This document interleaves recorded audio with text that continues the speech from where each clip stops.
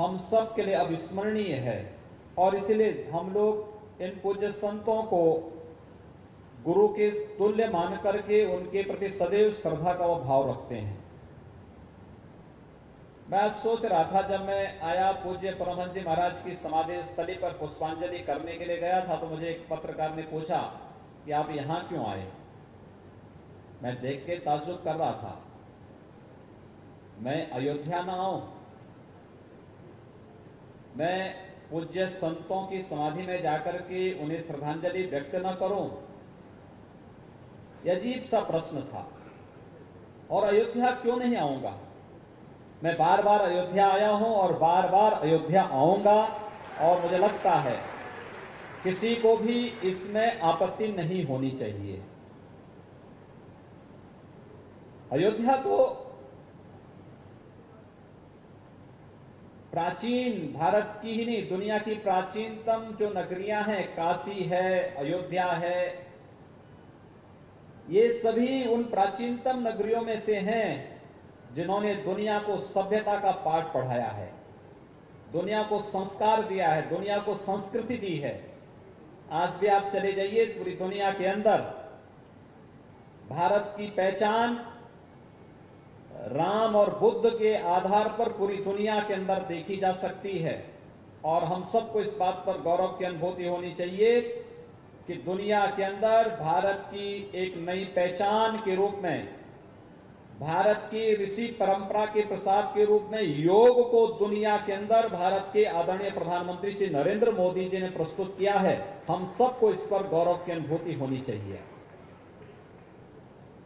आप चले जाइए दक्षिण पूर्व देशों में, वहां पर राम के नाम पर वहां की पहचान और वहां पर राम की परंपरा आपको स्पष्ट दृष्टिगोचर होगी। आप थाईलैंड चले जाइए, थाईलैंड के राजा अपने आप को मर्यादा पुरुषोत्तम भगवान श्री राम का वंशज मानते हैं। दुनिया के अंदर सबसे बड़ा मुस्लिम देश है इंडोनेशिया, लेकिन इंडोनेशिया के अंदर वहां की पूरी परंपरा रामायण पर आधारित है। रामलीला वहां का नेशनल फेस्टिवल है, यानी जिस रामलीला का आयोजन आप यहां करते हैं, गांव-गांव में करते हैं, घर-घर में यहां पर रामलीला के आयोजन के लिए लोगों के अंदर एक नई उत्सुकता होती है। भारत का कोई ऐसा परिवार नहीं, कोई ऐसा बच्चा नहीं जो भगवान राम की उस लीला के बारे में बचपन से ही अपने परिवार में अपनी मां, अपनी दादी, अपनी नानी, अपने परिवार के अन्य सदस्यों के मुंह से मर्यादा पुरुषोत्तम भगवान श्री राम के जीवन के इन प्रसंगों को न सुनता रहा हो। लेकिन बावजूद इसके हर वर्ष हम लोग अपने गांव में रामलीला का आयोजन कराते हैं। बावजूद इसके हर वर्ष हमारे नगर में, हमारे कस्बे में या जहां कहीं भी रामलीला का आयोजन होता है, हजारों हजार की भीड़ वहां एकत्र होकर के भगवान राम के प्रति अपनी श्रद्धा को व्यक्त करने के लिए एकत्र होता है।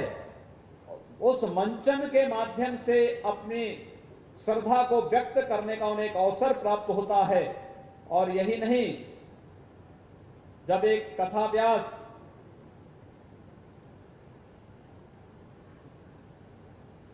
किसी कथा में मर्यादा पुरुषोत्तम भगवान श्री राम की इस गाथा को अपने प्रवचनों के माध्यम से भी व्यक्त करता है, उसका वाचन करता है, तब भी हम सब इस बात को देखते हैं कि हजारों की भीड़ एकत्र होकर के, मंत्रमुग्ध होकर के 3 घंटे 4 घंटे बैठ करके भगवान राम की इस गाथा को, भगवान राम की इस लीला को सुन करके न केवल द्रवित होता है, अभी तो अपने को धन्य मानता है कि मैंने भगवान राम की कथा का श्रवण किया है। हर वर्ष होता है, हर जगह होता है। यही तो राम की महिमा है। जिनकी लीला को, जिनकी कथा को सुन करके, हर वर्ष सुन करके, जान करके, हर परंपरा का व्यक्ति, हर मत, हर मजहब का व्यक्ति, हर संप्रदाय का व्यक्ति मर्यादा पुरुषोत्तम भगवान श्री राम के प्रति अपनी श्रद्धा को इस रूप में व्यक्त करता हुआ दिखाई देता है। और जिस राम की महिमा दुनिया के अंदर गाई जा रही हो, उस राम की महिमा को जानने, उस भगवान राम की महिमा को नजदीक से देखने का अवसर अगर किसी व्यक्ति को प्राप्त हो तो उसको उससे वंचित नहीं होना चाहिए। इसलिए मैं बार बार अयोध्या आता हूं, आगे भी आऊंगा। इसमें हम लोगों को कोई आपत्ति किसी को भी नहीं होनी चाहिए। सज्जनों, पूज्य परमहंस जी महाराज से जब मैं लखनऊ जाता था या लखनऊ से आता था, और अगर पूज्य महाराज जी यहां पर हैं तो मैं अक्सर उनके दर्शन करने के लिए आता था। कितनी सादगी भरा था उनका जीवन, कैसे कैसे तर्क थे उनके पास। इसलिए उनको संतों की सभा में प्रतिवाद भयंकर के रूप में भी लोग महिमा मंडित करते थे। और अलग अलग अपने तर्कों के माध्यम से, मुझे याद है जब ढांचा ढाने के बाद लिब्राहन आयोग की जो कमेटी बनी थी, उसमें राम जन्मभूमि से संबंधित मुद्दे पर पूज्य महाराज जी के बयान होने थे। तो ऐसे ऐसे तर्क उनके द्वारा दिए गए, कई दिनों तक वो बहस चली थी, कई दिनों तक वो बहस चली थी। अंत में लिखने वाला भी थक गया कि आप एक एक नया तर्क हर एक उसमें जोड़ दे रहे हैं। तो स्वाभाविक रूप से ये उनका स्वभाव था, और सादगी किस रूप में। एक बार मैं लखनऊ जा रहा था,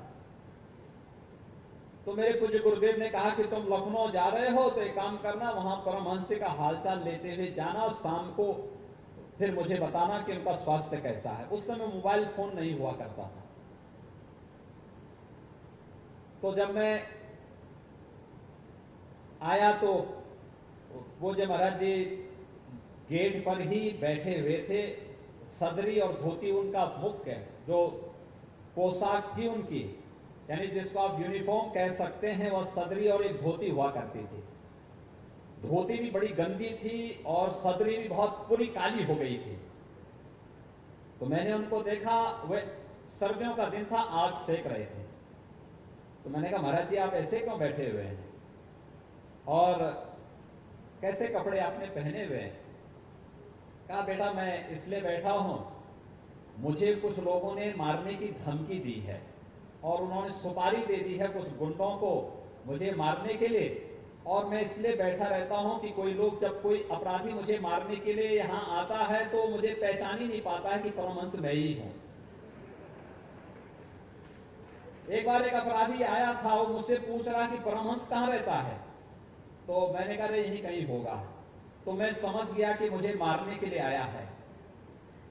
यानी कैसे कैसे तर्क उनके पास हुआ करते थे।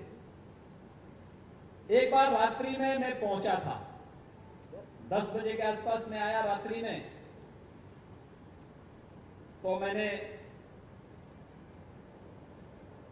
मणिराम दास सावनी के पूज्य महाराज जी के यहां वही प्रसाद ग्रहण कर लिया था। मैं रात्रि 10 बजे दिगंबर अखाड़ा में आया। अगले दिन प्रातः पूज्य महाराज जी को मेरे साथ ही गोरखपुर चलना था।